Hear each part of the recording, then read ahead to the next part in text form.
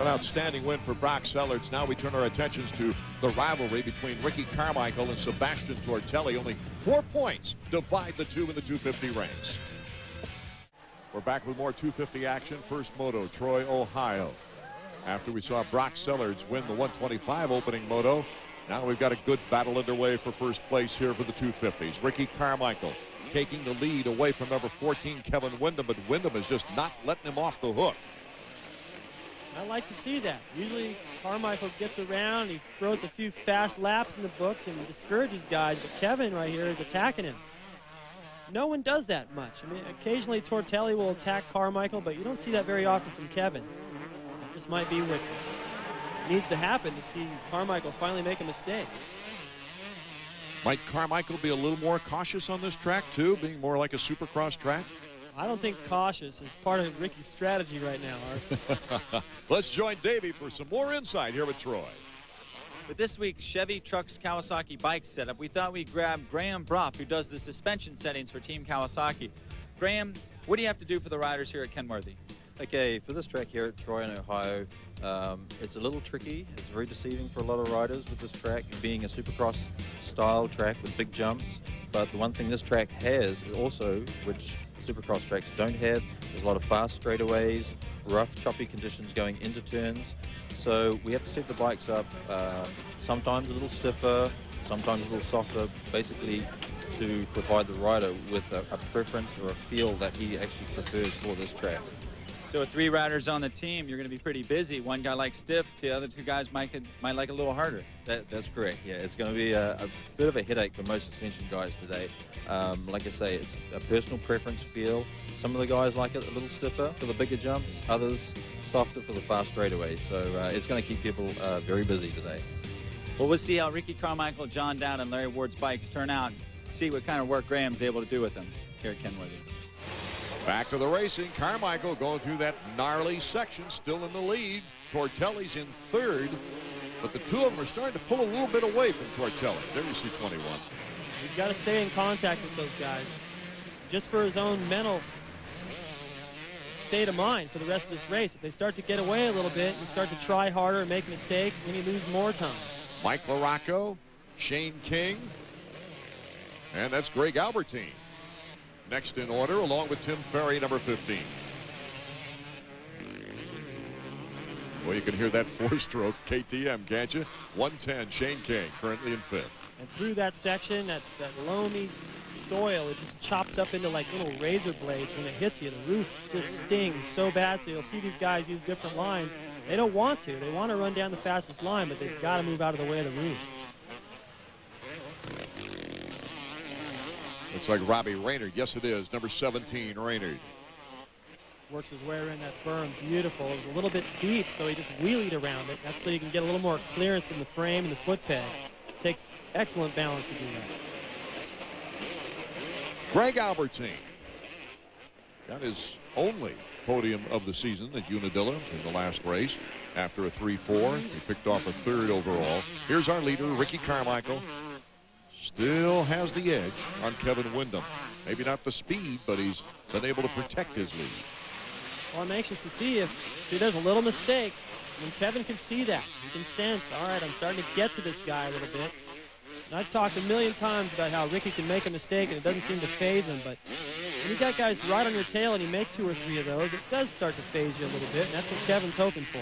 Sometimes when he rides, you can see all of his number plates in about 10 seconds in front of you. And the soles of his feet, drain plug, all it doesn't, you know, like I said, usually it doesn't matter. He rides all heart. Listening to Ryan Hughes, who filled in for me at Unadilla last week, he talks about how much Ricky tries, how, you know, as opposed to somebody like Raynard who will back off a little bit rather than get all out of shape. The Kawasaki's, too, traditionally have done very well here at Troy. They've had 7 different riders on a Kawasaki win here at Troy, Ohio, in the 250 ranks. Ricky trying to keep that streak alive. Look at all these Hondas. Kevin and Tortelli, then LaRocco, who got a great start. But still, I've talked about this before, when he gets a good start, he's still unable to really go hard in that first couple laps and take advantage. He was pretty much in the same position Carmichael was, but Carmichael fought his way to the lead in that opening lap. The more tempered heat and humidity here at Troy, Ohio has also led to a record crowd as you see them against the fence. And one thing about Troy, Ohio, you can see the racers on one side of the track, and then it goes like a wave to the other side of the track to see the leaders. The fans have a good sight line on both sides of this track. And they realize as well it's very flat, kind of tough to see, you know, from one vantage point unless you run around. The fact that they have all these tunnels under the big jumps, so you can run around and see a lot of different sections. They've done an amazing job with a flat piece of land. There's Tim Ferry, number 15. And Ferry, under the Chaparral wagon, has had a good, consistent year. He comes into Troy in the top 10. New development in the pits. Let's go to Davey Combs. Davey. Guys down here in the pits, there's been a development. We just watched Craig Monty, that's David Billiman's mechanic, head back to the pits. Billiman fell on the first lap. We saw that. He just rode by with his goggles off through the mechanics area, signaling he's going back to the pits. A DNF for Billiman. This is going to affect him greatly in his quest for a championship here outdoors. Well, he's going to have to play the spoiler role right now. Maybe throw the monkey wrench into the title race between Tortelli and RC, Ricky Carmichael. He's capable of that as well. I mean, the last couple of rounds, he's a guy that can go out and win motos. He can get in there in the middle and really foul things up for one of these guys. Tortelli trying to fight his way back. Ricky Carmichael is our leader. He's making up points on the points leader. Carmichael win his second moto in a row and take the momentum and maybe the points lead away from Sebastian Tortelli. There you see it, 4 overall wins this year. He's also got a second place and a third place. Only the 11th at Mount Morris disrupts a really fine record for this young man so far in the motocross season. That's what impressed me about his second moto performance at Unadilla, was because it was pretty muddy. And whenever it rains or gets muddy, they all look at Ricky like, uh-oh. And he proved everybody wrong because he wants this championship so bad. He's not going to give it up. Well, it's obvious, too. He says he doesn't like running in the rain, but it's something he has to overcome to become a champion. And he's hired himself a trainer, too, and is working on that upper body strength, as we see the Cannondale bike with Keith Johnson. I think Ricky wants to be thin. Whenever I talk to him, he's always asking me about training and Ironman and all that. And he does want to be lean, but I think what he's realizing now that his strength is being strong. And, you know, carrying around a little bit extra, a spare, he calls it. Doesn't seem to be slowing him down as long as he's got enough strength to go the distance. Well, does it remind you a little bit of Jeff Ward? Jeff was always a little thicker, and you know, even though he was small, he weighed a lot because he was all muscle. He had big shoulders. When you're that much shorter, you've got to make up for it in some other way, and that is just pure strength. Sebastian Tortelli trying to make the move towards second place now. No question about the skill of Sebastian Tortelli as he takes on his teammate Kevin Windham for second. Well, that's going to be a tough one because Kevin is not going to be getting orders this early in the season to move over for Sebastian, and he's going to probably have to make an aggressive pass on his teammate. Something you don't really want to have to do, but with Carmichael out front, he doesn't have a choice. That's why several people, I think, have a tendency to think that RC will have the advantage if Kevin Windham stays in the points race, because there would be no team owners. And Ricky, of course, would have 2 other Kawasaki's out there running for him. He would, and that would definitely help. And the thing that's really a bummer for Sebastian right now is the fact that Kevin keeps getting the whole shot every week. So he's always got to find his way around him and up to Carmichael. Mike LaRocco now starting to put the heat from behind on Sebastian Tortelli. Sebastian, something's not right. Oh, and LaRocco skids out. That's a slick piece of ground right there. And as you go up over the top of that rise, the front wheel gets light. Sebastian actually, it looked like his front end was just about to wash out, and then he hit the berm and it saved him. But not as lucky for LaRocco. Another bad break from Mike, who's come from 12th in the points race to 6th coming into Troy. So he's gradually advancing. Here's another look. Watch Tortelli's front wheel. It's going to wash slightly as it washes completely out for LaRocco. You see how out of shape Tortelli got as LaRocco slides to a stop, safe. And the flagger wasn't paying any attention right there. Luckily, it wasn't a blind spot, but he didn't even see it. Here's our leader, Ricky Carmichael, number 4 on the team Kawasaki. If these positions remain the same, Ricky Carmichael would go into the second moto with a 1-point lead in the points race. He's coming off a great second moto at Unadilla. Man, I tell you, I was just focusing on that start. It's all I wanted was a hole shot, and try to get back in the points lead. And I didn't take my hot lap and didn't get my bike all wet and muddy, or my tires stayed nice and dry. And I just rocketed out of that gate. And like you said, I got an awesome hole shot. I don't even think I could hear anybody. It was great. I don't even think I've had a hole shot. I've pulled one like that. It was awesome. Well, he pulled an awesome hole shot in that second moto at Unadilla, but he's pulling an awesome race right now as he just left everybody else behind. And Kevin Windham was giving him good push there for a while, David. I think Kevin did all that he could, and Ricky made a few little mistakes, and it looked like it might kind of give in to the pressure, but he didn't. He started to pull away. That broke the spirit of Kevin. Now Kevin's thinking probably more about Tortelli than he is about trying to get the lead. Albertine, who came off a 3-4 at Unadilla, is trying to pull up on Tim Ferry, number 15.